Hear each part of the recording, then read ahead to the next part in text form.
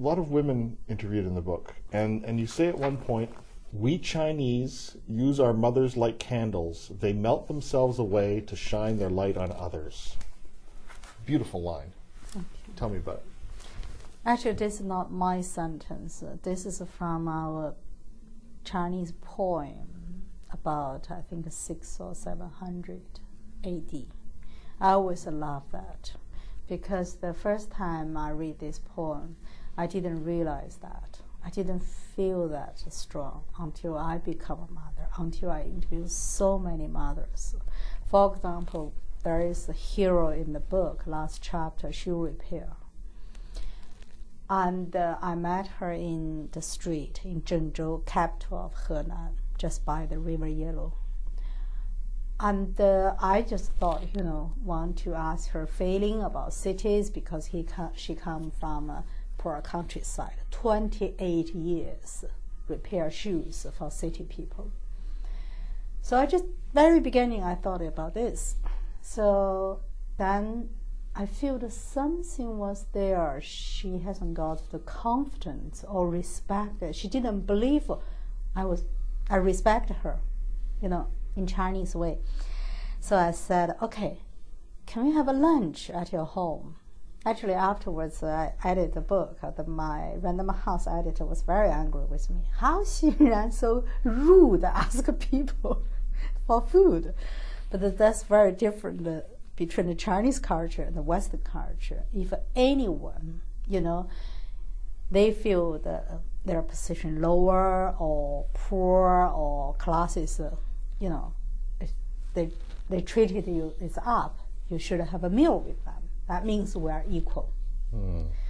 So I said to her, can we have a lunch together? Then she looked at me and said, are you sure? I said, yes, I'm very sure. So we went to her home. I was very shocked.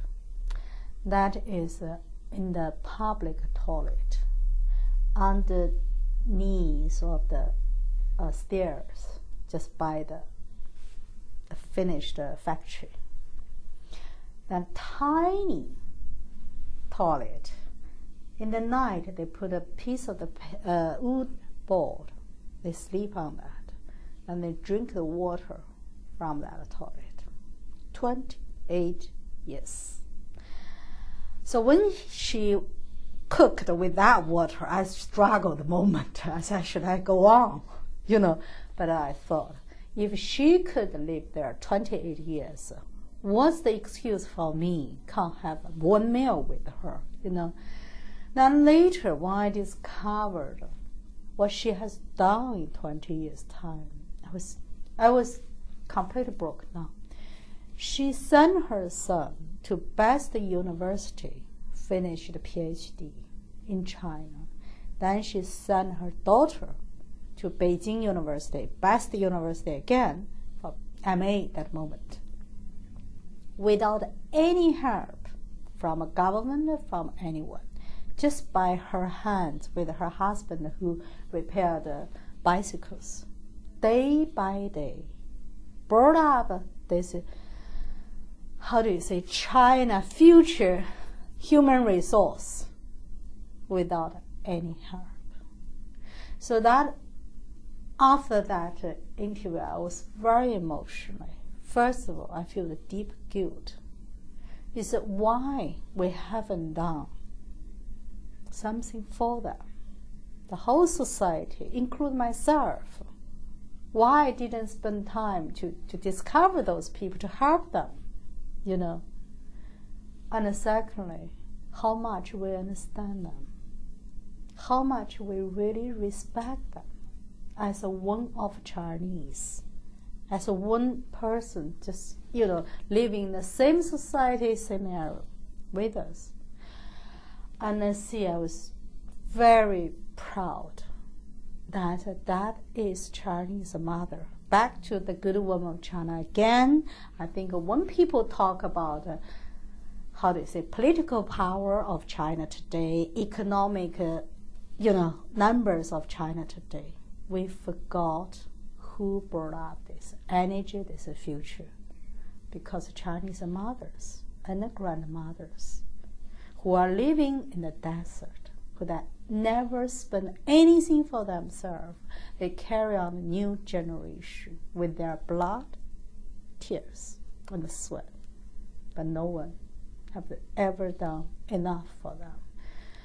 So after her story, this is the reason I put her story in the end. I just wanted people can think about what today come from, you know.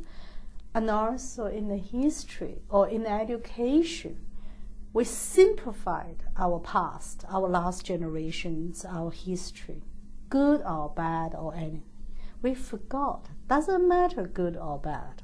They are all part of our roots of today.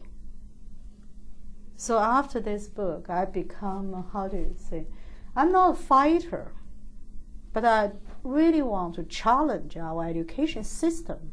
I think that today's education system is cut off our future, our new generation from the past, from real life, from their grandparents' generation. Xinran, Xie, thank you for giving back that generation and giving them a voice. I think it's a wonderful book. Well done. I don't know, but I think this book is from my heart. The book is China Witness, Voices from a Silent Generation. I've been speaking with the author Xinran and China Witness, published by Chateau Windu, distributed in Canada by Random House.